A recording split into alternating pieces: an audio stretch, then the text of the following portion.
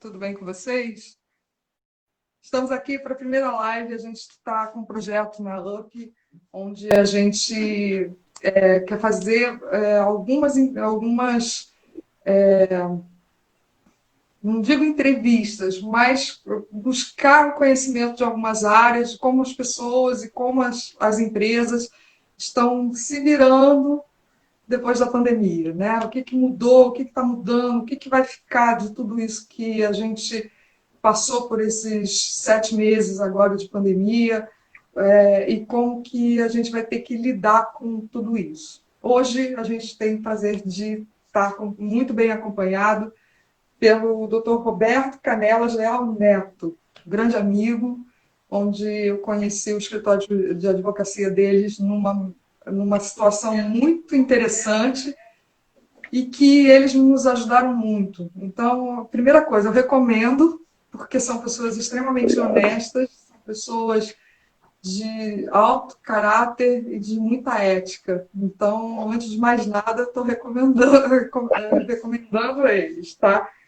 Vamos lá, Roberto Canelas Leal Neto, advogado, pós-graduado em processo civil pela Universidade Cândido Mendes, mestrando em Direito Contratual Internacional pela Unini, México. Tudo bem, Roberto? Boa noite, tudo bem? Tá me ouvindo bem? Tudo bem. E você, como é que tá? Tudo jóia, tá tudo tranquilo. Que É um bom. prazer estar Muito com obrigada vocês por ter aí. aceitado o convite. Eu que agradeço o convite aí, é um prazer poder participar dessa live aí, passar um pouquinho do que a gente está vivendo, né, e aprender também um pouquinho com você, com as pessoas que estão participando com a gente. Vai ser Com muito bom. certeza. Muita coisa mudou, né, Roberto? Mudou. Com As pessoas, relação as, pe- principalmente a parte jurídica, né? Mudou. As pessoas estão chamando agora do novo normal, né, por causa do advento aí da Covid-19. Mas o que será, né, para a gente esse novo normal no sistema jurídico, né, do país? O que já vem acontecendo, né, porque foi tudo muito de repente, desde o final de fevereiro, se eu não estou muito enganado, princípio de março, quando a Organização Mundial de Saúde declarou a pandemia do coronavírus, o judiciário teve que se mexer muito rapidamente para que pudesse, mesmo com o isolamento, estar garantindo pelo menos um mínimo dos direitos fundamentais, das tutelas, das liminares, fossem atendidas mesmo de forma não presencial. Digamos, não está, vamos dizer, num nível satisfatório, não está todo mundo no mesmo patamar, mas hoje, depois de 7 meses de pandemia, algumas resoluções foram editadas, algumas já estão em vigor, outras a justiça já está se adequando para tal, mas a tendência é que realmente dentro do judiciário a gente vai ter um novo normal, né? A tendência do futuro agora, mesmo a gente vendo pela televisão infectologistas, médicos falando que mesmo com a possível vacina contra a Covid-19, ela vai ser um vírus, vamos dizer, corriqueiro como a gripe, né? Então, a gente vai estar sempre correndo o risco de estar sendo contaminado, porque por ser vírus sofre mutações. Então, a priori, a vacina que está para sair, provavelmente eles terão que desenvolver novas versões dela, como fizeram com a vacina da gripe no decorrer dos anos, para poder ter uma imunização. Então, esse novo normal, a justiça já entendeu que ele vai continuar mesmo após a vacina da Covid-19 estar disponível para o povo brasileiro. Eu queria chamar a atenção, né, porque foi uma coisa agora que aconteceu recente, foi dia 13/10 que eu recebi de um site da Justiça a respeito, né, que mudou várias coisas com relação à eleição desse ano, não foi só a data, né, que era sempre no segundo domingo de outubro, agora passou para 15 de novembro, né. Por exemplo, esse ano não vai ter a biometria, ela vai estar dispensada, porque pelo fato de todo mundo colocar o dedo lá, já foi constatado que se cada um colocar o dedo, forem lá e colocarem álcool gel em seguida, o aparelho não aguenta meio dia de serviço da defeito. Então, sim, vai ser a pessoa que tem biometria, que usa biometria, vai voltar a votar com documento de identidade. Há uma recomendação do Superior Tribunal Eleitoral que a pessoa leve a sua própria caneta para assinar a pauta de votação, para não precisar usar a caneta que todo mundo possa vir pegar lá. Vai ter aquele distanciamento de 1 metro entre a pessoa, entre o mesário e a pessoa que vai votar. Outra novidade é que quem for justificar o voto não precisa comparecer da sessão eleitoral, pode fazer pelo aplicativo do e-título, né? É uma maneira a mais, né, de tentar se proteger.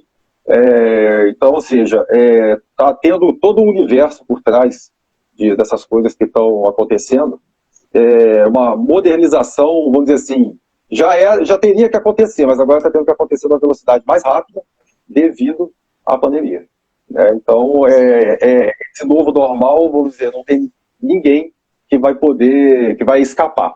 Né? Todos vão ter que, de certa forma, se adequar, vão ter que se harmonizar com o momento novo, porque, para você ter uma ideia, eu estava lendo a reportagem agora, deve ter uns 10 dias, durante a pandemia, o e-commerce cresceu mais de 300%, as vendas pela internet, né? Porque acabou diminuiu muito aquele contato pessoal vendedor-comprador, né? Passou a ser mais via WhatsApp, rede social, plataformas digitais, e veio aquele efeito cascata, né? Passou o e-commerce, os aplicativos de venda e o judiciário, que já veio desde lá de trás. Aqui, por exemplo, posso citar o exemplo de Petrópolis aqui, já há audiência por videoconferências em algumas várias, primeiro juizado especial civil, já se adaptou, já preparou-se todo e já está tendo audiência, inclusive já fiz várias audiências por videoconferência, e assim, tem falhas? Tem, porque também temos no Brasil um sistema de internet que não é tão bom a todos, tanto a internet móvel quanto a internet fixa. Mas a tendência, com o futuro aí do 5G, se conseguir, vamos dizer assim, alcançar as metas que o governo pretende com a implantação da tecnologia 5G, vai ser perfeito para realizar esse tipo de procedimento que a justiça está virando, né? A justiça eletrônica, né? 100% eletrônica, né? Então, você vê que o pessoal criou aquela agenda chamada 2030, né? Foi criada pela ONU, e ela foi derivada da Rio 92. Eles fizeram aquela reunião sobre o clima do Rio de Janeiro de 1992, assinaram um compromisso que 20 anos depois eles se reuniriam para ver as metas que teriam sido alcançadas. Em 2012, eles fizeram essa reunião, que foi a do G20, né? Foi a Rio mais 20, né? Que eles fizeram, e quando foi 2015, eles lançaram essa Agenda 2030, que ela contém 17 objetivos que os 193 países que fazem parte da ONU têm que cumprir até o ano de 2030. Né? Então, aí tem N coisas que vai desde... Assim, são projetos ambiciosos. Confesso eu particularmente que para alguns países muito difíceis de alcançar, que é como, por exemplo, erradicar a fome, a pobreza, saneamento, água e esgoto, compromisso ambiental, que isso está em discussão atualmente, mas dentro desses 17 objetivos, eles implementaram mais 169 objetivos secundários dentro dos 17, que tem que ser cumprido pelos países para tentar garantir, após 2030, um futuro sustentável. O objetivo, né, da ONU com esse novo normal também, né, que acabou que a agenda por tabela entrou nesse novo normal, né, que a partir de 2030 haja uma unidade, tanto com a preservação ambiental, com o saneamento básico, com a alimentação, com a nutrição, entre todos os países que compõem a ONU. Particularmente, eu acho muito difícil, até por questões econômicas, principalmente políticas, ideológicas de vários países, que todos consigam esse objetivo. Mas, assim, pelo que acontece no mundo hoje, e pelo que pode vir a acontecer caso também não se faça nada, se alcançar 50%, 60% do que tem dentro dessas metas, o mundo, a partir de 2030, para os nossos filhos, para os nossos netos, tende a ser melhor, tende a ter mais igualdade. Aí, É um esse novo desafio. normal... Se no nosso país, que territorialmente já tem um tamanho que já dificulta muito essa unidade de pensamento e essa unidade comportamental, imagina dentro de juntando 192 países, né? E tem a diferença econômica, né, desses países, que econômica e também de investimentos, né, porque todos esses projetos eles demandam investimento, e alguns são um investimento muito alto, inclusive para o próprio Brasil mesmo, né, que é um país com um tamanho continental. Então, com relação a...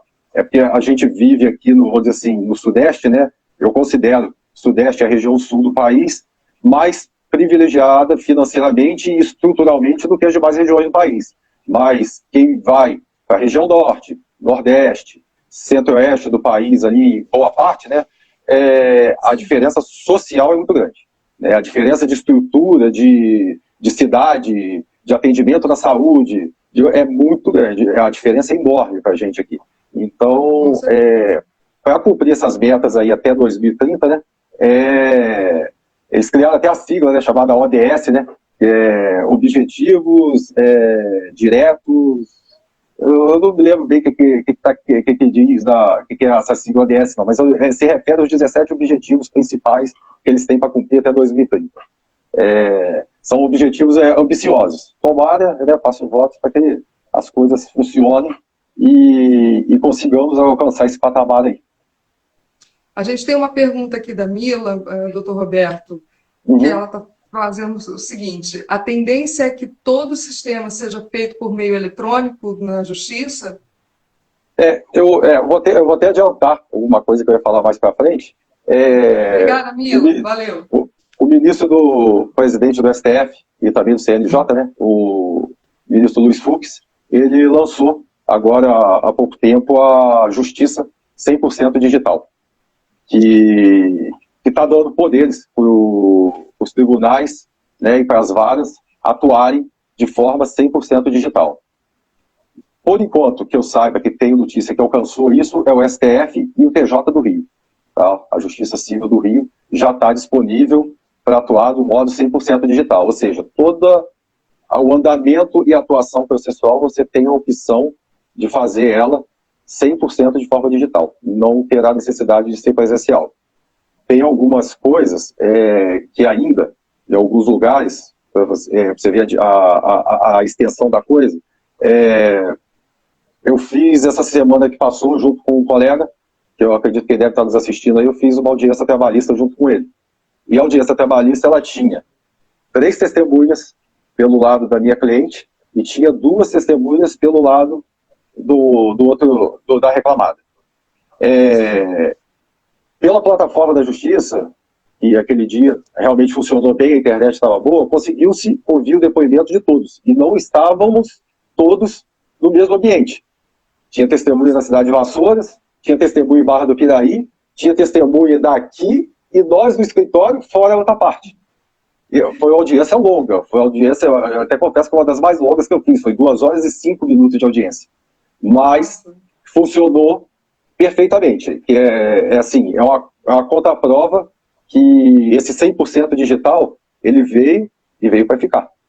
É a tendência. Ou seja, os escritórios, a partir de agora, os escritórios de advocacia, eles vão ter que se adequar, pelo menos na parte tecnológica, e até os advogados, às vezes, que possam ter dificuldade com a parte tecnológica, informática, celular, aplicativo, vai ter que fazer uma reciclagem, uma atualização, porque a tendência, principalmente no estado do Rio, é que vá funcionar 100%. Aqui, por exemplo, nós adotamos, quando a gente marca com o cliente, a gente dá a opção para ele, primeiro, de atender por videoconferência. Seja pelo WhatsApp, ou por alguma outra plataforma que nós temos aqui, a gente dá a prioridade pelo atendimento. Na pandemia foi. Enquanto estava proibido os escritórios, foi todo ele por vídeo. Agora que houve a flexibilização dos escritórios, a gente continua tentando habituar o cliente à videoconferência e ao não presencial, porque depois, no caso de vir ter uma demanda proposta e ter uma audiência, se ela for por videoconferência, ele tem que estar habituado a falar com o juiz, a falar pela videoconferência. Então, o home office, assim, antigamente todo mundo falava, né, já tem um escritóriozinho em casa, agora a coisa já mudou.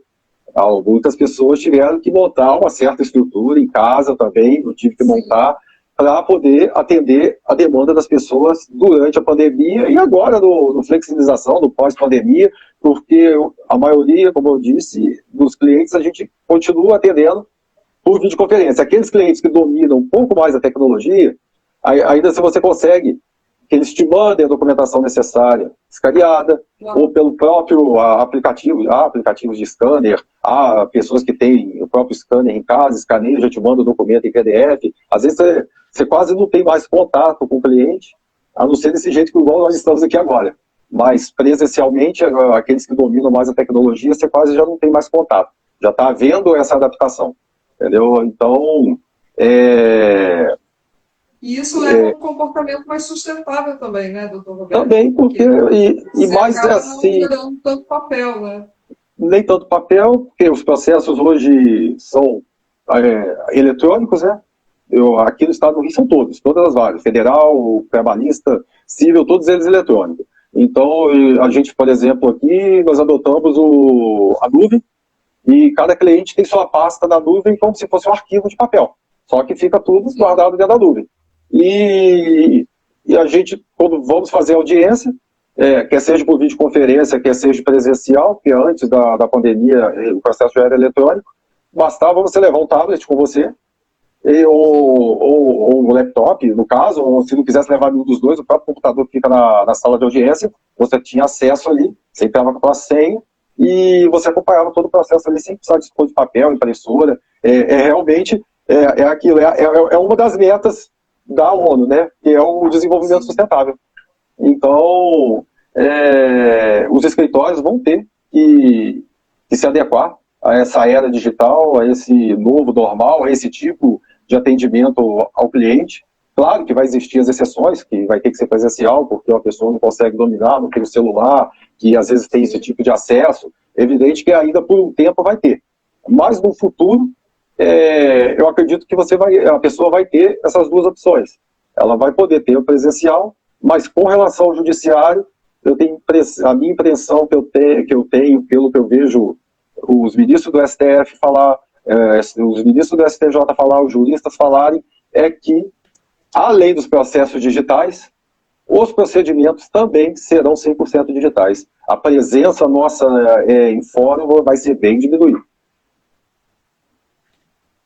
Tem uma pergunta aqui da Mila também. Ela está perguntando se a gente acredita que as pequenas e médias empresas estão se adequando com facilidade ao home office para conseguir dar continuidade nas suas atividades.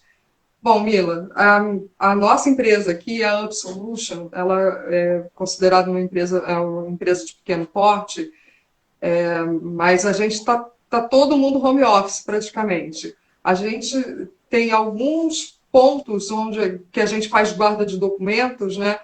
E aí, uma vez ou outra que a gente precisa de alguém lá na empresa. Hoje, por exemplo, eu estou fazendo a live da minha casa, tá? Eu montei, como o Dr. Roberto falou, eu montei uma estrutura aqui em casa, tive que montar a minha estrutura de escritório mesmo. Uma coisa até que eu ia perguntar para o Dr. Roberto, no princípio eu me sentia muito cansada quando eu tinha que fazer alguma videoconferência com o cliente ou até com os colaboradores da empresa. Hoje em dia eu já estou bem mais adaptada e olha que a gente tem esse costume do home office na empresa pelo menos há 8 anos, para você ver como é que é diferente, né? Doutor Roberto, você sentiu isso, essa passagem de adaptação do escritório para o home office? Fisicamente e mentalmente? Teve sim. Nós, como advogados, né, nós temos assim, sempre prazos a cumprir, embora assim, na parte civil, tributária, família, que nossos escritórios atuam mais, os prazos sempre contados em dias úteis. Mas acaba que às vezes a carga de serviço é tão grande que você tem que trabalhar, às vezes tem que fazer uma peça no sábado, domingo, para não te complicar a semana seguinte, que às vezes você tem compromisso com a semana seguinte que você não vai poder estar nem no seu escritório e nem no home office. Então, a gente sentiu um pouco o peso, acredito como qualquer outro advogado, a partir do momento que você teve que se isolar dentro de casa e obrigatoriamente o seu escritório ter que ser lá, entendeu? Aí você tem que manter uma rotina de disciplina, porque logo quando você está em casa, você dorme um pouco mais, às vezes vai fazer alguma outra coisa e deixa o serviço um pouco de lado. Então, a gente tem que transformar o que a gente chamava de cantinho do guerreiro, que era a churrasqueira, a geladeira com a cerveja, aquela coisa toda. Tivemos que transformar no novo cantinho do guerreiro. Tem lá o cantinho do guerreiro para churrasqueira e cerveja, mas teve que fazer o escritório para você dar uma espécie de profissionalização, cumprimento de horário, para você também não ficar, vamos dizer assim, sem administração da vida pessoal, né? Porque às vezes teve um momento que comigo começou a acontecer isso.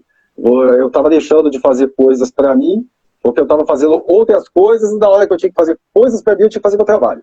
Aí já era fora de horário, já era noite, e começou, aí eu falei, opa, é hora de parar.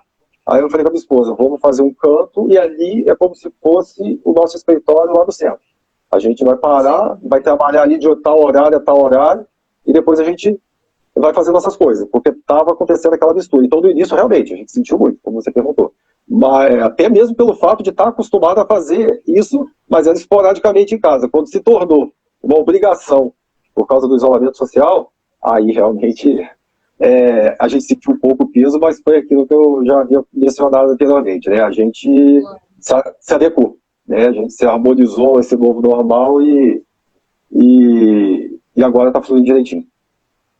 Não, e mais uma informação para Mila, algumas empresas tiveram um aumento de 40% da produtividade no home office. Tá? Então, eu acho que o caminho é esse mesmo, porque o que acontece? O que está acontecendo? Só para responder a pergunta acabar de responder a pergunta da Mila e a gente voltar para o doutor Roberto.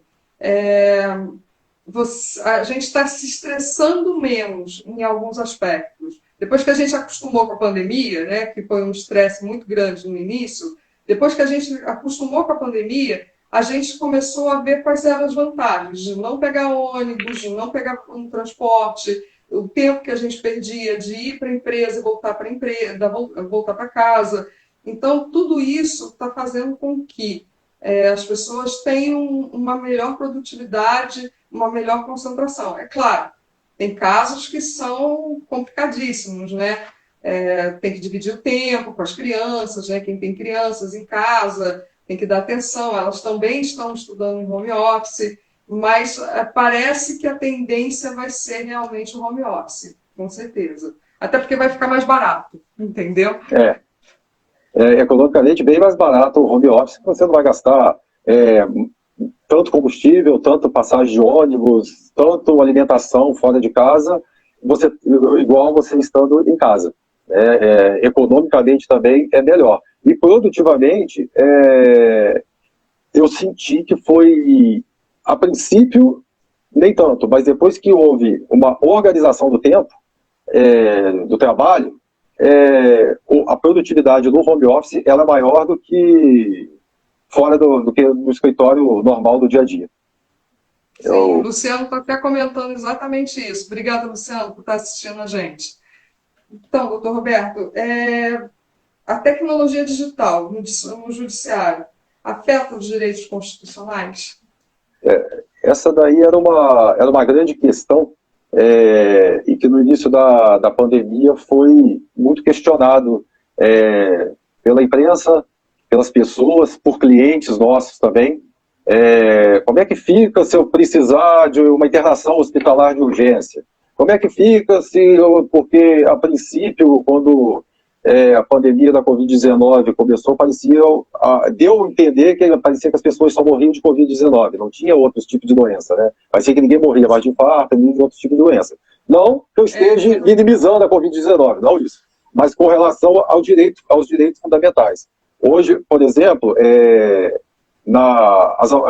as comarcas que não têm audiência virtual, você tem a opção de levar o processo de forma eletrônica respondendo ao juízo, até o momento que o juiz pergunta se há necessidade de ter audiência, ou se ele, com as provas, e se tem necessidade de juntar provas, ou se ele pode fazer o julgamento antecipado do mérito da questão, porque o Código do Processo Civil dá essa base, sem audiência. Aí, com concordância de ambas as partes, se houver concordância, o juiz, já aconteceu com muitos processos meus durante a pandemia.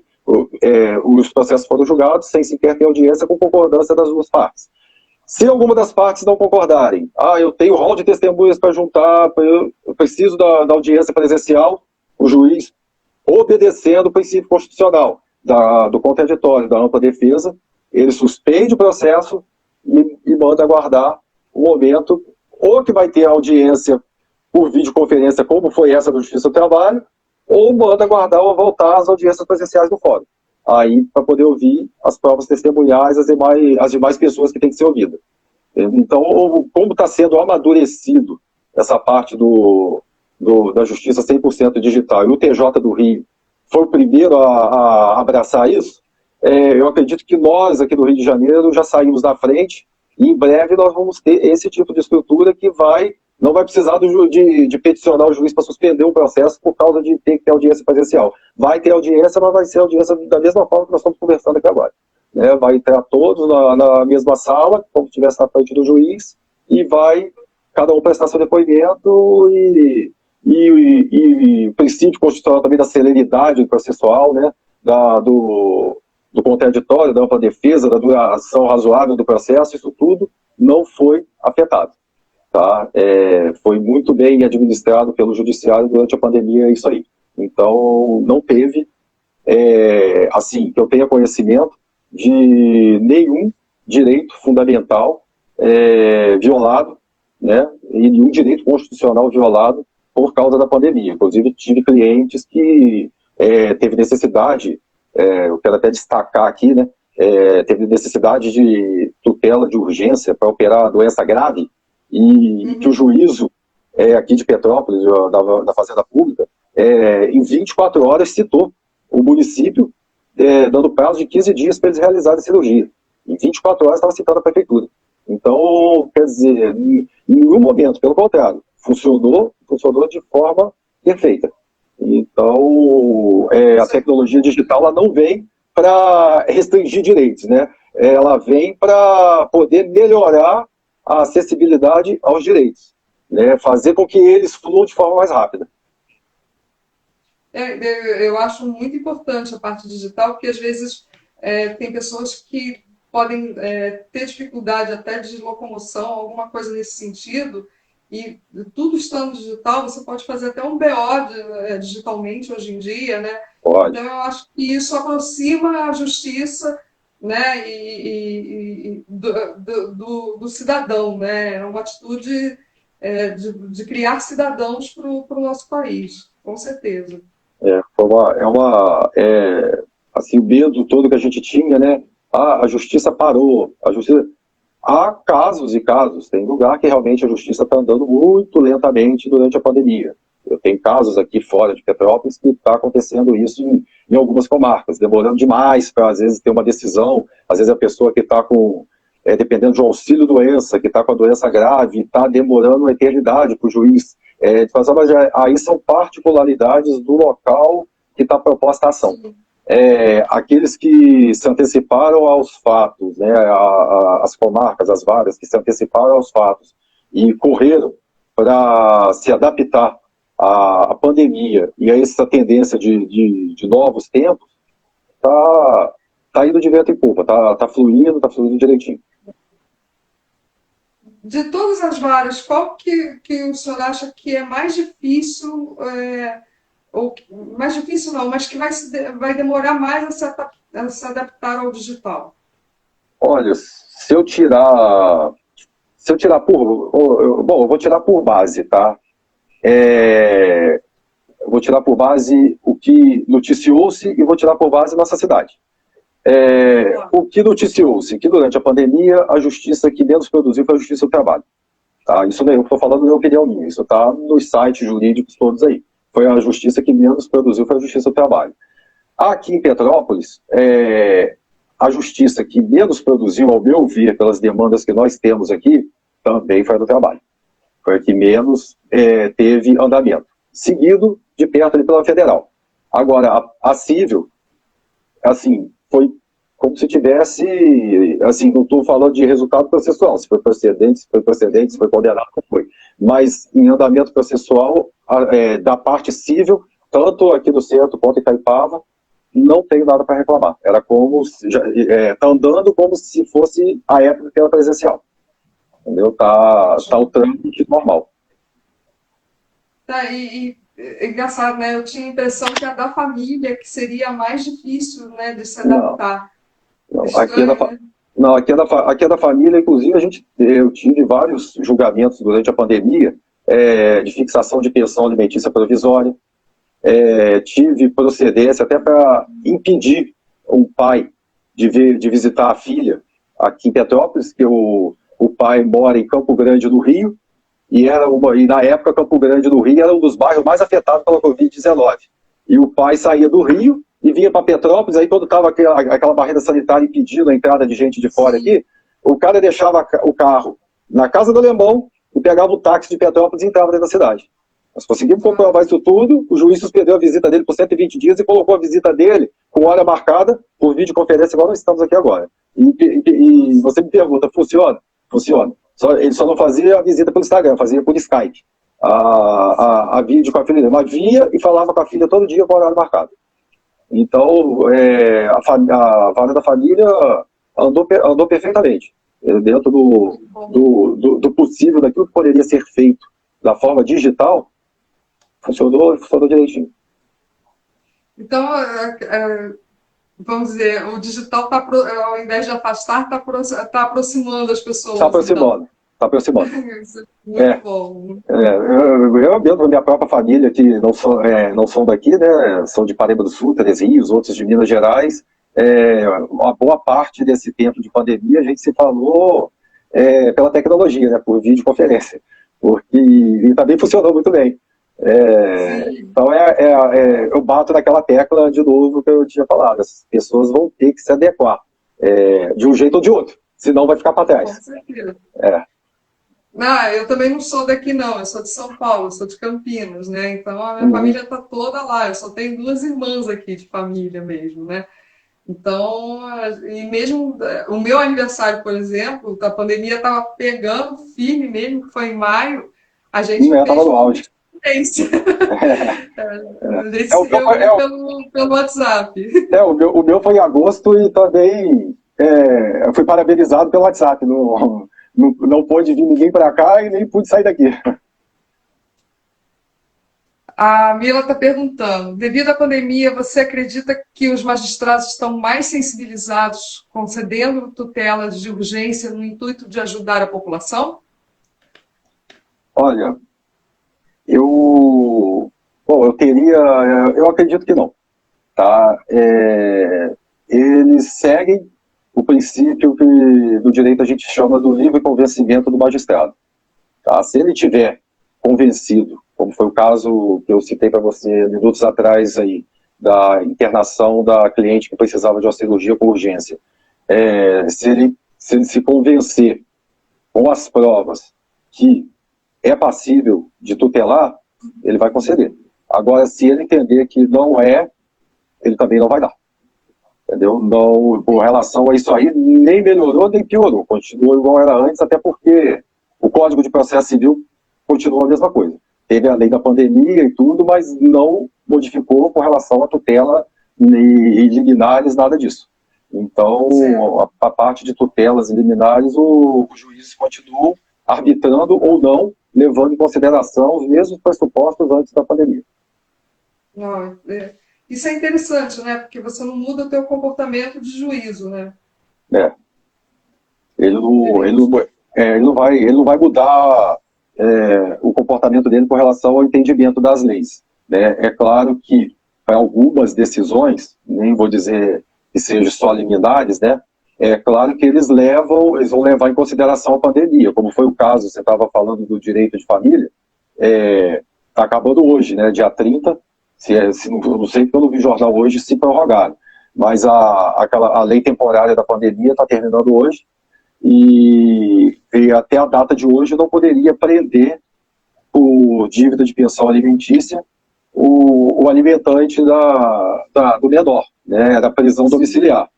Na minha opinião, essa prisão domiciliar nunca funcionou e nem vai funcionar, porque se você não tem tornozeleira eletrônica, os presos da Lava Jato, você vai ter tornozeleira eletrônica para segurar um pai de família que não paga pensão dentro de casa? Para mim isso não funcionou, para mim não sei se funciona, mas para mim não funcionou, eu não tive caso parecido com esse aqui, mas se terminar hoje a lei temporária, isso aí volta ao normal. Isso foi uma mudança temporária que teve, né, que foi a suspensão da prisão civil do alimentante durante a pandemia. A mesma forma, o despejo por liminar, né, que havia sido no texto original suspenso, não poderia ter ação de despejo liminar por causa da pandemia. Isso foi algumas alterações assim muito mínimas, nem alterações, algumas exceções, né? Foi temporário, algumas exceções mínimas que teve devido ao advento da pandemia. Mas, no geral, os magistrados continuam obedecendo os princípios constitucionais que eles prestam, vamos dizer, reverência, né, para alimentar as decisões. Sim, com certeza. Está vindo aí a concessão do 5G, né? Já foi publicado no Diário Oficial, ano que vem deve abrir a licitação. O 5G vai mudar muita coisa, doutor? Olha, eu estava, inclusive, lendo a respeito essa semana, né, porque estava tendo uma briga, quando eu citei aquela agenda de 2030, que falava a respeito das mudanças que os países, né, têm que se adequar, mas dependia muito mais de política, né, até do que de dinheiro, né, de posição política, de ideologia, mas já estava tendo uma briga, porque o Brasil vai lançar o leilão para a concessão do 5G, só que os Estados Unidos não quer que nós coloquemos a China aqui no país, só que, em contrapartida, a China é o maior parceiro comercial do Brasil. Em segundo lugar, os Estados Unidos. E os Estados Unidos está fazendo pressão em cima do Brasil para não pegar a tecnologia 5G da China. O que eu li a respeito, né? São poucos países que adotaram até hoje, eu vou dizer, quase em toda a integralidade o 5G. A Suécia, Coreia do Sul e a China. E os Estados Unidos agora. É incrível o que eles fazem. Você consegue controlar suas coisas dentro de casa pelo celular. Você consegue até manobrar um carro ou uma máquina de uma fábrica pelo celular. Então, eu trazendo isso para o mundo do judiciário, quantas coisas não podem ser feitas com a tecnologia 5G? Eu chego a imaginar o tribunal do júri feito por videoconferência em 5G. Por que não? Hoje, eu acredito muito a estrutura com a internet que temos no Brasil para ter um evento desse. Por exemplo, vou dar um exemplo dos meus pais. Fizeram 45 anos de casado, em setembro. Aí fizeram uma reunião, a igreja lá que ele pertence, fizeram uma reunião por videoconferência numa plataforma, e entrou tanta gente na plataforma que uma das pessoas que iam falar durante a plataforma tiveram que tirar o vídeo e deixar só o áudio, porque senão travava tudo e ninguém conseguia nem ver nem ouvir. Então, eu estou exemplificando isso, por quê? Porque chegando o 5G, isso aí acaba.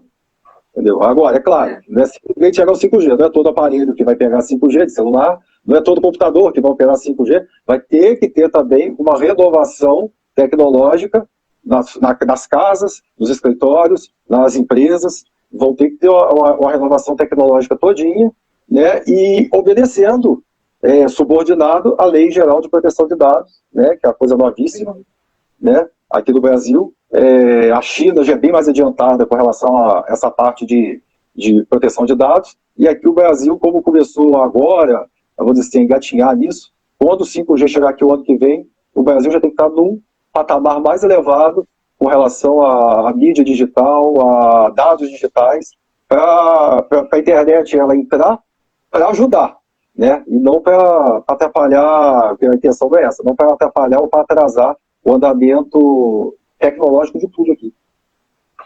Aí Isso traz também compliance digital, né, doutor? Que traz. Isso isso aí tem muita força agora para que todos possam se adaptar e todo ter mundo. um compliance digital, né?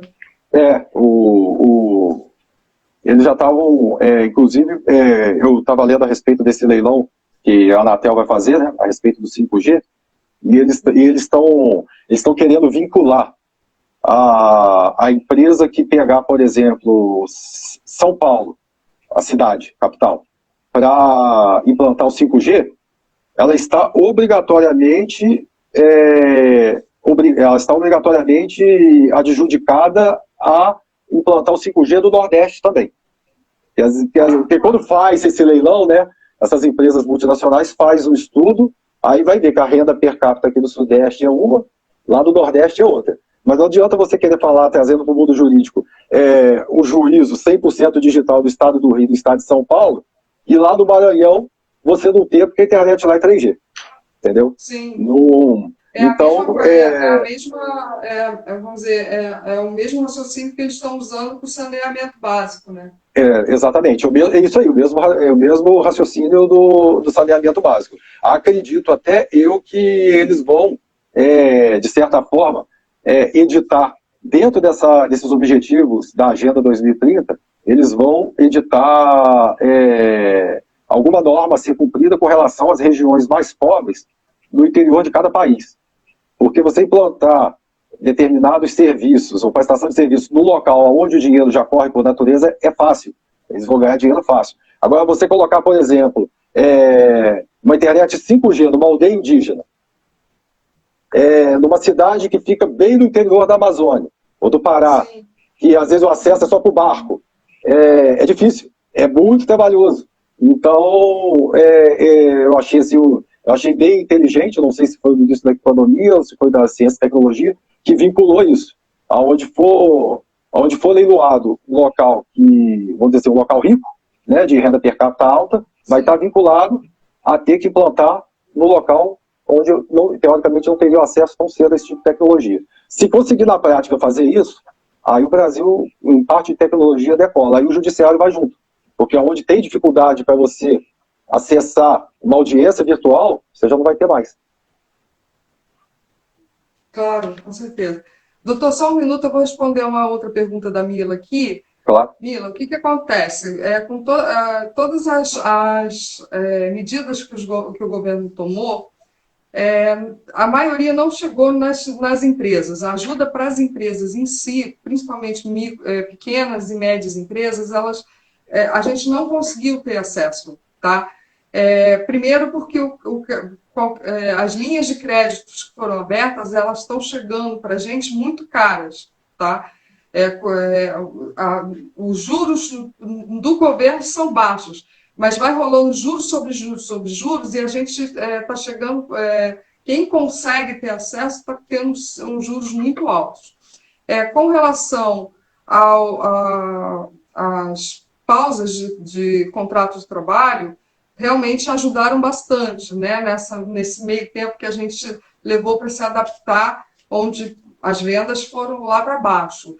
Agora, eu acho que assim, ajudou, mas não ajudou, entendeu? Foram úteis, mas eu acho que eu te dou uma solução simples aqui, eu não sou economista, mas eu te dou uma solução simples que eles poderiam ter colocado em prática, como eles colocaram para as empresas aéreas, que é você pegar o empréstimo direto no BNDES. Então, por exemplo, empresas que tenham o cartão do BNDES, eles podiam ter creditado o empréstimo direto no cartão do BNDES. Isso é uma coisa que passou boba pela minha cabeça, não parei para estudar nada, mas é uma solução que poderia ter sido feita rápida, entendeu? E o dinheiro ter chegado mais rápido para as pequenas empresas. Chegou tão rápido para a pessoa física, né? O auxílio emergencial foi um esforço muito grande, isso tem que ser reconhecido do governo, foi absurdamente você processar toda essa base de dados e bancarizar quase 30 milhões de pessoas foi um trabalho da Dataprev junto com a Caixa Econômica, que você tem que realmente assim bater palma e realmente reconhecer o quanto que foi importante isso, entendeu? Espero que mas tem um trabalho, o presidente da Caixa Econômica, Pedro, agora não me lembro o sobrenome dele. É engraçado você ver os depoimentos dele com relação ao auxílio emergencial, que era sonho dele de garoto trabalhar na Caixa Econômica e atender a população brasileira da forma que, por um problema seríssimo que foi a pandemia, ele teve essa oportunidade de realizar o sonho dele de garoto, de 18 anos, que ele queria realmente trabalhar para o Brasil. Então, você vê um posicionamento muito diferenciado nessa situação. E a Dataprev teve uma participação com relação a essa geração de dados digitais, né, já que a gente está falando do digital, muito importante nesse processo. Tá? A Dataprev, para quem não sabe, a Dataprev ela roda todas as informações do INSS. É um órgão, uma parte do governo que atende ao INSS com relação aos dados, todos os nossos dados, né? E com relação à pandemia, eles rodaram os dados da questão do auxílio emergencial, foi aonde foi descoberto quase 30 milhões de pessoas que eles chamam de invisíveis, tá, no país. Então, a gente a Up Solution já trabalhou para a Dataprev, fazendo transcrição, Copdesk, aquela coisa toda, então a gente teve um contato com o pessoal lá da Dataprev muito legal, e não foi fácil o trabalho deles, com certeza, tá? A gente tem que reconhecer muito, assim, muito, muito mesmo. Obrigada, doutor, desculpa ter interrompido Não, você. você veio falar a respeito da prestação do serviço público aí, e a gente estava falando da qualidade digital aqui, eu lembrei, nós advogamos para uma empresa que presta serviço de licitação, né, para vários entes públicos, municipal, federal, estadual, e diversas partes do país, e os pregões e atas referentes a licitações, na pandemia, ficaram todos eles online. Os lances, as entregas, todos eles online. Ela teve funcionário temporário contratado e ela sequer conheceu o funcionário, a não ser por videoconferência. Prestou serviço, terminou, encerrou-se o contrato, pagou-se o que devia de verbas a eles e não chegou a ter contato pessoal por causa do isolamento. A gente estava falando sobre a Agenda 2030, né, que eu te falei que tinham 17 itens. Um deles, né, que eu fiz questão de buscar, né, paz, justiça e instituições eficazes. E isso aqui, aí a gente chega naquele ponto que eu estava te falando a respeito do judiciário. A tendência dele ficar mais eficaz, né? A instituição, o poder judiciário ficar mais eficaz com essa parte digital, entendeu? E realmente a parte do judiciário que está já não chegou na plenitude, mas já está nessa parte digital bem adiantada, está fluindo muito bem. Está indo muito bem. E o que a gente não pode esquecer é que, da mesma forma que a gente teve que se adaptar de uma hora para outra para trabalhar em casa, para adaptar a empresa, para ter esse movimento, o executivo, não importa o nível, né, seja federal, estadual ou municipal, eles também tiveram que ter esse mesmo movimento, né? Então, e o deles muito mais rápido, porque a população, né, o cidadão precisava desses executivos, né, em todos os âmbitos. Então, a gente não pode esquecer de parabenizar todo o executivo, e eu não estou falando partidário, tá, gente? Eu não estou falando de governo X ou governo Y. Eu estou falando do servidor público que muitos deles fizeram um trabalho incrível, né, para poder atender a população da forma melhor e mais rápida. Eu tenho uma amiga, né, e também colega de trabalho, que ela é advogada-geral da União. Ela falou para mim que durante a pandemia passou na mão dela 100 mil processos para concessão de auxílio emergencial. 100 mil. Você imagina o que ela e a equipe dela não trabalharam durante a pandemia, mesmo em casa, né, para poder conseguir dar andamento nesses processos todos. Assim, se para a gente, individualmente em casa, para a gente se adaptar ao mínimo, já teve um certo trabalho, você traz isso para a forma macro, né, que é a Advocacia Geral da União, com a atuação do país inteiro. Tem que se adaptar para isso, realmente é um desafio lançado. É um desafio tão grande quanto... Nossa Senhora! É um movimento muito grande que está sendo feito ainda, né? Até alcançar aquilo que é o desejado para poder seguir. Porque nós não sabemos ainda o que vai ser, né, quando vai ter a vacina, qual vai ser a eficácia da vacina, quanto tempo ela imuniza, quantas doses vai ter que tomar, se é anual, se é semestral, ainda não se sabe, né? Sabe que tem a vacina em desenvolvimento, mas já tem-se notícia que no Brasil só vai estar disponível a partir do meio do ano que vem. Então, até o meio do ano que vem, praticamente não chegando nem a metade, estão chegando perto da metade do tempo para ter a vacina. E você vê, por exemplo, a educação. Diversas escolas, eu destaco, por exemplo, até faculdades, né, que meu filho cursa, rapidamente eles se adaptaram ao digital e ele tem aula, exercício e prova, tudo de forma digital. Ele acessa a plataforma da faculdade dele, Terezinhos, e estuda como se estivesse dentro da sala de aula. E está seguindo. E está seguindo o curso. Então, assim, nós atendemos algumas empresas que fazem EAD e o movimento aumentou demais, assim, né? É incrível o que a gente está gerando de produção para o EAD. É incrível. Toda uma adaptação, eu acho que a gente teve, eu acho que até assim, a gente aprendeu muito rápido, né, doutor? Se a gente falar em 7 meses, todo mundo, se a gente tirar na média, eu acho que a gente passou de ano. É verdade, nós passamos de ano. Por exemplo, eu vou citar uma frase, eu ia citar essa frase no final, mas como a gente está falando desse desenvolvimento, dessa competência que determinadas entidades tiveram, de se redescobrir, de se reinventar durante a pandemia, tem uma frase de um economista que ganhou o Prêmio Nobel de Economia que diz o seguinte, que não há nenhuma prova concreta que o otimismo funciona, mas há todas as provas possíveis que o pessimismo funciona. Isso foi o Prêmio Nobel de Economia. Então, pode ser que o otimismo não funcione, não dê certo, mas você tem que ser otimista, porque se você for pessimista, você pode ter certeza que tudo dá errado. Então, realmente, isso é constatável. Mesmo com todas as dificuldades, quem se dispôs a se reinventar, a se reestruturar, a fazer o novo, já está na frente.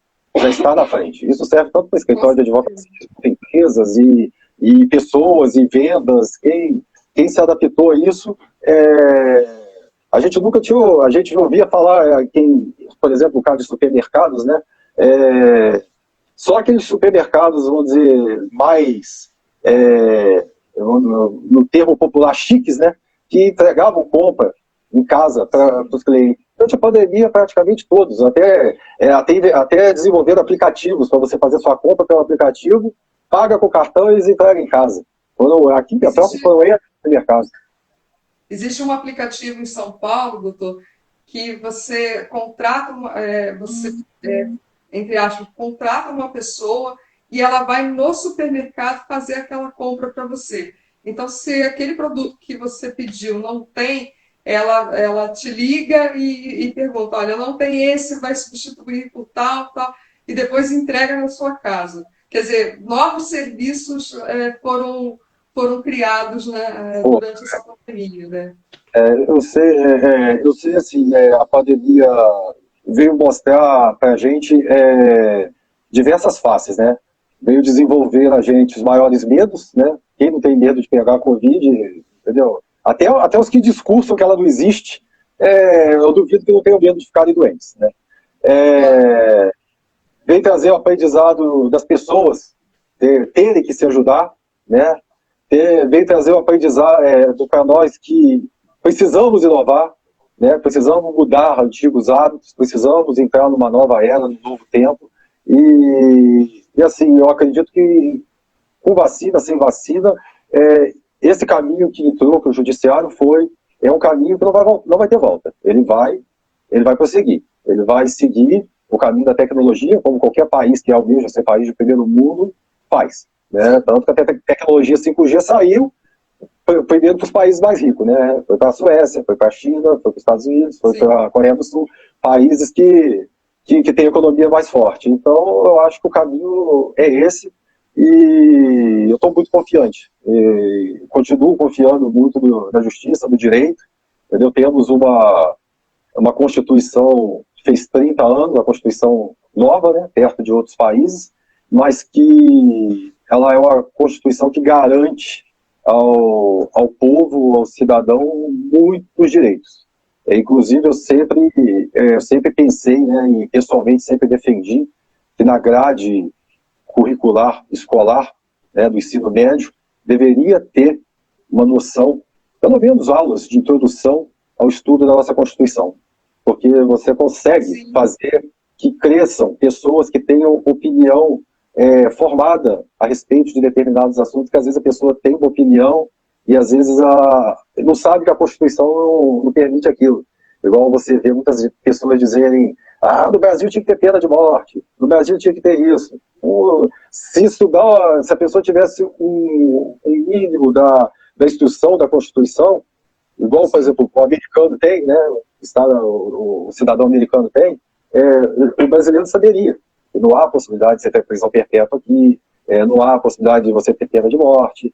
Então, você traria para a sociedade um conhecimento maior até para questionar governo, forma de governar, atitudes, às vezes, do próprio STF, atitudes do próprio governo, que às vezes é embarreirada pelo STF e vice-versa. Se o povo tivesse um pouco da instrução constitucional, ia conseguir entender, entendeu? Ia conseguir compreender É aquela coisa, né? A gente ia conseguir formar cidadãos de verdade, né? Exatamente. Ia ter, vamos dizer assim, ia haver menos revolta, né? Ia haver menos protesto contra instituições se tivesse esse pleno conhecimento. Eu estou, assim, sendo muito raso no que eu estou falando, e estou me policiando para não expressar opinião contra político ou grupo político, entendeu? Como a gente várias pessoas que nos assistem com várias opiniões e divergências políticas, a gente tenta ser o mais normativo possível para a pessoa poder compreender e também pensar, entendeu? Pelos dois lados. Mas eu estou particularmente com o judiciário, eu estou muito otimista com as coisas que estão para vir e estão sendo implantadas. Vai ajudar muito. É isso que eu ia te perguntar agora. Claro, houve um processo de mudança, mas você está gostando dessas mudanças? Olha, eu particularmente, eu nunca tive dificuldade com tecnologia, sempre pelo contrário, amei. Então, essas mudanças que está tendo no judiciário para a parte digital, para mim está sendo excelente. O celular na mão, o tablet na mão, eu tenho o meu escritório todinho, entendeu? Então, para mim, particularmente, está ótimo, está muito bom. Eu tenho uma pessoa que trabalha comigo, o Everton, que quando a gente resolveu mudar a estrutura da área comercial agora da pandemia, que botou tudo. Ele anda com 2 celulares, doutor. Ele tá amando, assim. A vida dele. Agora ele tá feliz na vida. Dispensa uma coisa. Antigamente era muito comum você ver advogado puxando aqueles carrinhos na rua, com aquela pilha de processo amarrada na corda, porque hoje acabou isso. Hoje você carrega tudo aquilo no pendrive dentro de um celular. né? Gerava Então, até ler, né, doutor? pô, exatamente, gerava até ler. De tanto você carregar. Aí você precisava de um processo para visualizar, se você tinha que ir ao fórum, fazer carga do processo, aí procurar o AB ou algum lugar que tirava xerox para tirar aquele bolo de xerox que saía com aquilo tudo entulhado. Agora acabou isso, você faz o download lá, baixa o processo da íntegra, acabou, está dentro do computador, você tem acesso ao processo todinho por ali. Então eu tô muito satisfeito com a posição do judiciário e com o interesse em inovação deles. Que bom, eu fico feliz, assim. Eu acredito que para os advogados, toda essa mudança deve agilizar muito o processo de vocês, né? Acredito que porque o trabalho de vocês é muito exaustivo, né? Além de, É, é um trabalho que é exaustivo mentalmente e com toda essa papelada, exaustivo fisicamente também, né?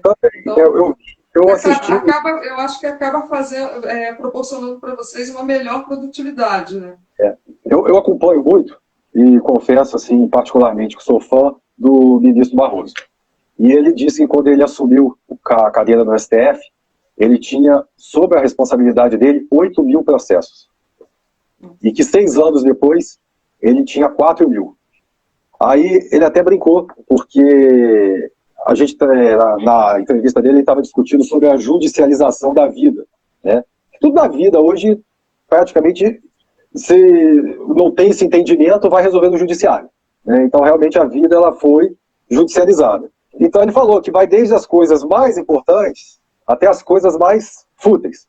Então, foi parado o STF, alguns anos atrás, para o STF decidir se o colarinho do chopp serviria para fins de medição do IMET. Meu Deus do céu. Tá, né? Qualquer um que estiver assistindo a gente pode botar no Google, tá lá. Se eu não estou enganado, o processo é de 2009, 2008, tá lá. O julgado do STF. Se o colarinho do chopp contava ou não para fins de medição do IMET. Agora, mais recente, foi no STJ. O STJ teve que decidir se o polidense era exercício físico ou dança, Meu para fins Deus. de registro. Para fim de Entendeu? registro. Para fins de registro. Então, assim, muita coisa que era para ser decidido, na minha opinião, em tribunal de primeiro grau, já tomou Sim. proporção de STF, de STJ. E sendo que tem coisas muito mais importantes, aí é uma crítica minha pessoal que eu Claro. faço, que o STF e o STJ têm para julgar, principalmente o STF, questão do aborto, da união homoafetiva, do uso da maconha para fins medicinais, tem coisas muito mais, aborto, é uma coisa muito mais séria para ser É, debatida na que esse, realidade, o STF ele trabalha como um guardião da Constituição. Né? Deveria exatamente. chegar para ele só o que é E de relativo à certa, Constituição, né? E, de certa forma, ele acaba trabalhando como tribunal, em algumas vezes, o tribunal de primeiro grau, né? Tendo esse Sim. tipo de decisão que vai direto a plenário, a decisões direto de ministros lá. Então, essa parte da judicialização da vida, já que tomou esse caminho, né, a justiça digital, ela vem, não vou dizer, não é para corrigir isso, mas ela vem para ajudar, porque a sobrecarga em cima dos magistrados, tanto de primeiro grau quanto de segundo grau, STJ, STF, TSE, é muito grande, entendeu? A quantidade de demandas é muito grande, a quantidade de coisas que são discutidas dentro da justiça hoje é muito grande. Você vê que o próprio STF teve que intervir para dizer que na pandemia os estados e municípios tinham o poder para legislar sobre o isolamento social ou não, em cada um das suas localizações, né, das suas comarcas. Cada município, cada estado ia legislar, não estaria subordinado ao governo federal. Mas você vê que até nesse tipo de demanda, a justiça teve que intervir para poder alcançar o que chamamos de paz social. Né? Então, como a tendência é essa, a justiça ficando 100% digital, ela vai ajudar muita coisa os magistrados. Vai ajudar em muita coisa. Doutor, a gente voltando para a área digital, na Arábia Saudita, parece que a gente tem a Sofia, que é uma inteligência artificial que já está analisando processos judiciais e até prevendo qual vai ser a sentença conforme o histórico de cada juiz. No STF a gente já tem o Victor, né, que foi desenvolvido pela Universidade de Brasília, que também já está começando a fazer uma certa triagem, né, com relação aos processos, né, principalmente aos processos mais simples. Aí a gente já está passando para a inteligência artificial. A senhora acredita que realmente a inteligência artificial vai ter um papel maior daqui para frente na justiça? Olha, para efeito de decisão judicial, eu não acredito que não. Tá? Vai sempre passar pela tutela do magistrado.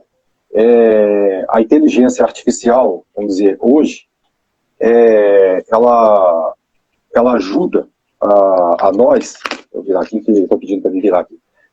A inteligência artificial hoje, aqui que estou pedindo para me virar aqui.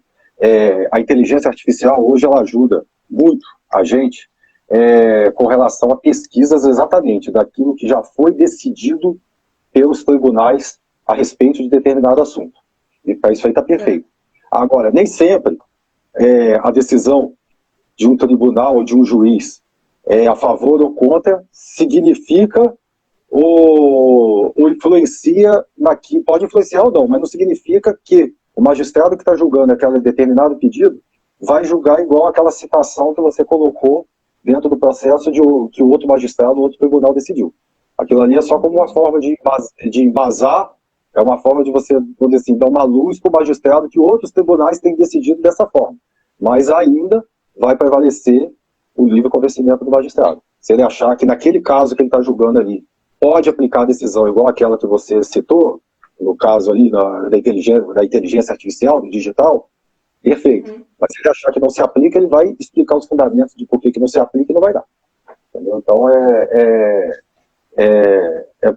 nesse ramo, nessa direção que eu acredito que a inteligência artificial já está ajudando e vai ajudar mais ainda ao judiciário. Mas influenciar ou dar decisão prévia sem ter um contraditório, ampla defesa, não, até porque, por mais semelhante que os processos sejam, as provas nunca são iguais.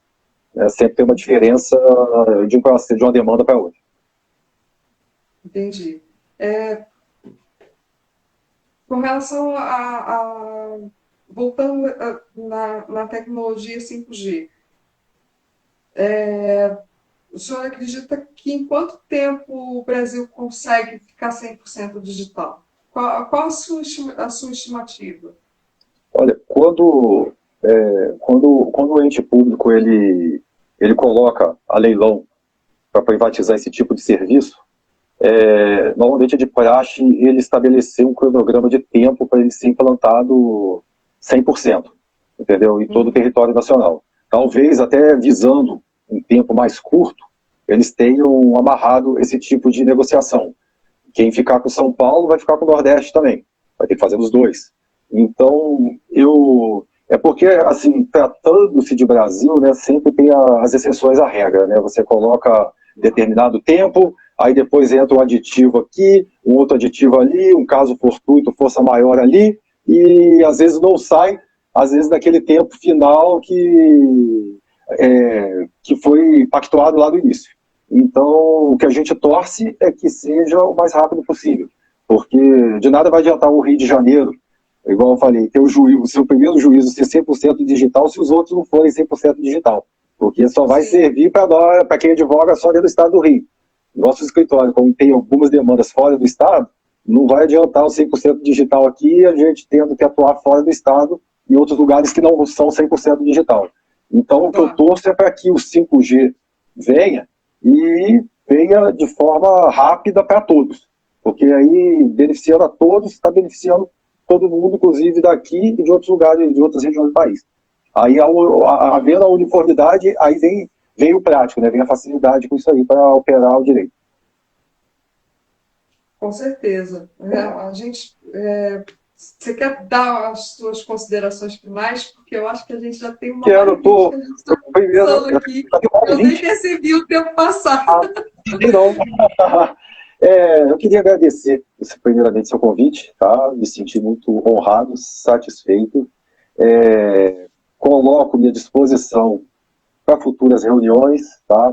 Para nós abordarmos outros assuntos. Tem muita coisa atual que a gente pode estar falando, transmitindo e aprendendo com as pessoas. E aquela citação que eu fiz há alguns instantes atrás, né, que eu ia deixar para fazer no final, deixar isso para esse recado das pessoas. Que o otimismo não tem nada que prova que ele funcione. Mas se você for pessimista, tem todas as provas existentes que o pessimismo ele funciona, aquela beleza. Então, o que eu quero deixar é esse recado, é o otimismo sempre. Muito obrigado a todos aí, obrigado pelas perguntas, e tenham todos aí uma boa noite. Obrigado, Simone. Fiquei muito satisfeito com o seu convite, tá? Nossa, eu fiquei muito feliz, tá? Por você estar abrindo essa série com a gente, avisando que terça-feira que vem a gente tem a Ana Carol Curralo, que ela vai falar sobre a tradução e sobre ser autônomo, como foi ser autônomo durante a pandemia. Na quinta-feira a gente tem o Dr. Tegno Rocha, que também vem falando do digital no judiciário. E tem outras surpresas. Eu vou falando devagarzinho com vocês. Na quinta-feira, na outra quinta-feira, a gente já tem, no dia 12, a gente tem o senhor Fábio, que vem falar sobre certificação digital. Também sempre nesse mesmo horário, tá, gente? 7 horas da noite. A gente quer fazer uma live terça e quinta com pessoas diferentes, trazendo propostas diferentes, trazendo soluções diferentes e mostrando para todo mundo, né, para quem está acompanhando, que todo mundo teve problema, tá? Ninguém aqui é super-herói e todo mundo passou por uma fase difícil e que só todo mundo junto é que a gente vai conseguir superar e vai conseguir caminhar, né? O importante do judiciário estar se tornando digital é que a gente vai conseguir caminhar as nossas vidas particulares, as vidas das empresas. Então, por isso que eu quis até começar pelo judiciário, né, com o doutor Roberto, porque a gente sabe que é muito importante na nossa vida a justiça, né? Justiça é uma coisa muito importante na nossa vida. Então, vocês são essenciais para a gente, né? Vocês trazem justiça, e isso nos dá a percepção de cidadania, que é muito importante para cada indivíduo no país. Muito obrigada. Então, agradecendo ao senhor, doutor, e para que o senhor transmita para toda a área jurídica do nosso país. Muito obrigada. Obrigado, boa noite. Uma boa noite, obrigada. Tchau. Tchau, gente. Tchau. Beijo, beijo, beijo.